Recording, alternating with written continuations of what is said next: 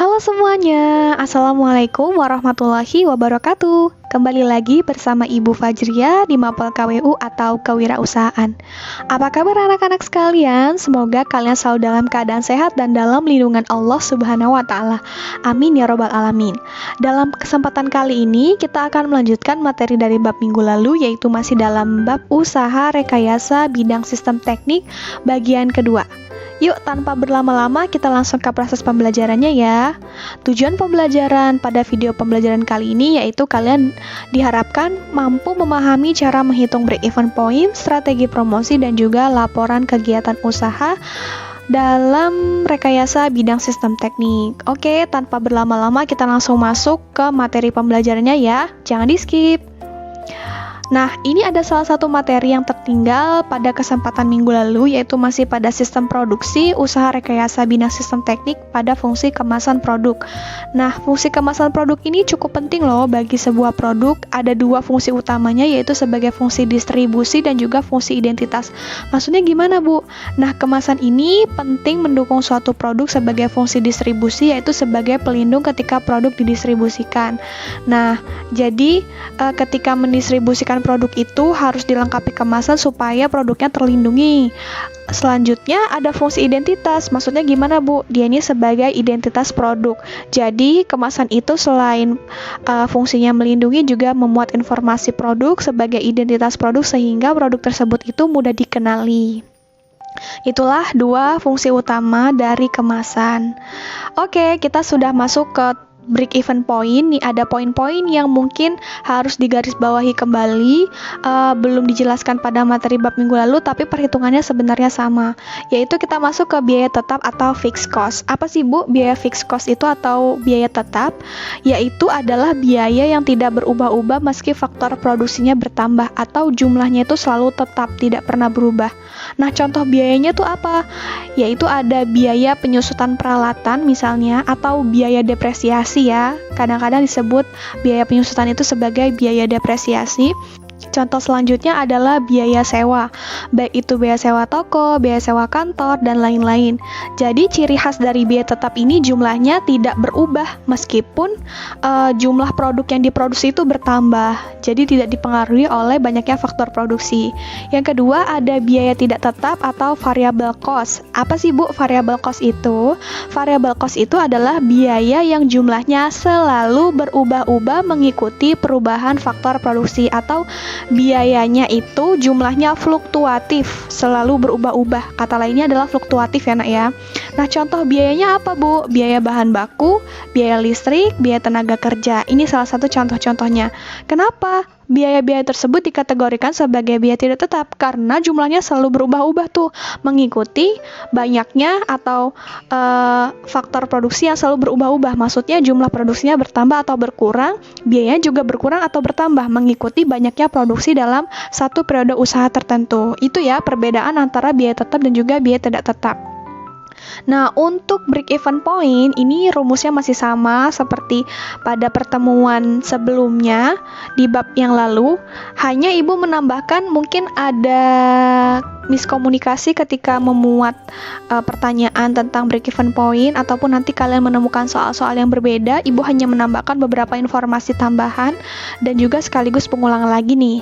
Untuk BEP unit itu adalah break-even point yang kita ketahui berdasarkan jumlahnya barang yang harus terjual supaya kita dapat mencapai titik impas atau balik modal. Cara mengetahuinya adalah dengan membagi jumlah biaya produksi dibagi dengan harga jual.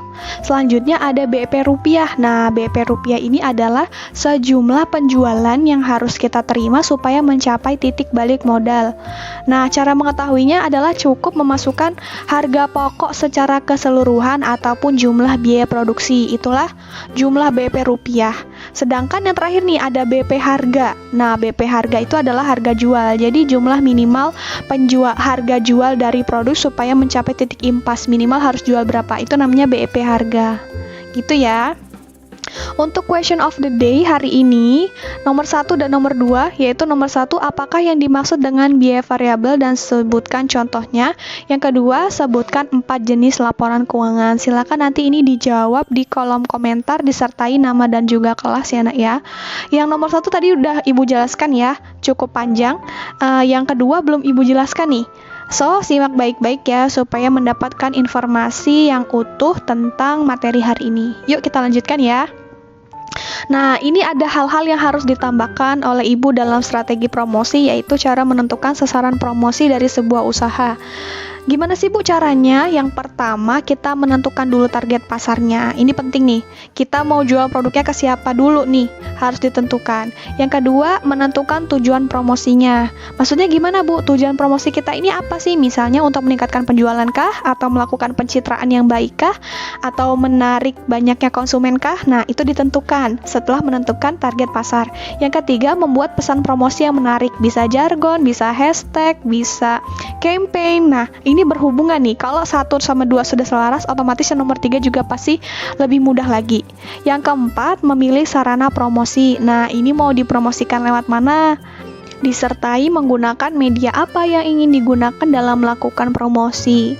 Ingin melakukan promosi pada segmen yang mana nih? Melalui media-media konten-konten seperti apa? Setelah 1, 2, 3, 4 ini lengkap, maka nomor 5 akan lebih mudah ketika membuat anggaran promosi. Jadi bisa disesuaikan dengan kemampuan sebuah usaha. Gitu ya cara membuat sasaran promosi. Nah, dalam melakukan evaluasi usaha, pada bab sebelumnya kita melakukan laporan kegiatan usaha nih. Ternyata ada bagian kecil nih yang bisa kita lakukan dalam mengevaluasi usaha, yaitu dengan menggunakan laporan keuangan. Nah, pernah dengar nggak laporan keuangan? Laporan keuangan itu ada 4 jenis secara umum ya yang digunakan. Ada laporan laba rugi, ada laporan perubahan modal, ada neraca, bukan raka ya, neraca, dan juga ada laporan arus kas.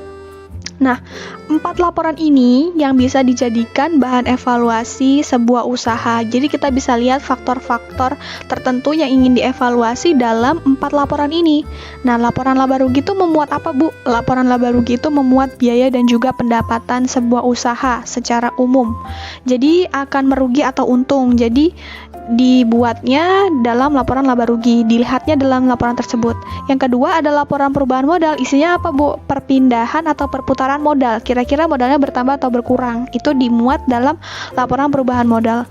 Selanjutnya ada neraca. Neraca itu isinya apa, Bu? Neraca itu isinya ada aset, ada hutang, dan juga modal. Jadi itu akumulasi dari apa-apa yang dimiliki sebuah usaha. Jenis terakhir dari laporan keuangan itu adalah laporan arus kas. Laporan arus kas itu memuat pergerakan kas selama periode tertentu dalam sebuah usaha. Jadi ibaratnya seperti lagu. Mau dibawa kemana hubungan kita? Sama, laporan arus kas bedanya adalah mau dibawa kemana arus kas kita. Jadi selama ini uang atau modal usaha itu dibawa untuk membuat apa aja, untuk beli apa aja gitu. Sumber pendanaannya dari mana? Itu dilaporkan dari laporan arus kas. Mungkin itu ya gambaran secara umum tentang laporan keuangan. Kalau ada yang ditanyakan nanti boleh ditanyakan langsung di grup PJJ ya. Oke, hari ini sepertinya sampai di sini dulu kegiatan pembelajaran kita di video pembelajaran kali ini. Jangan lupa siapkan minggu depan kita akan melakukan kuisis atau kuis untuk materi usaha bidang rekayasa sistem teknik. Jadi disiapkan ya.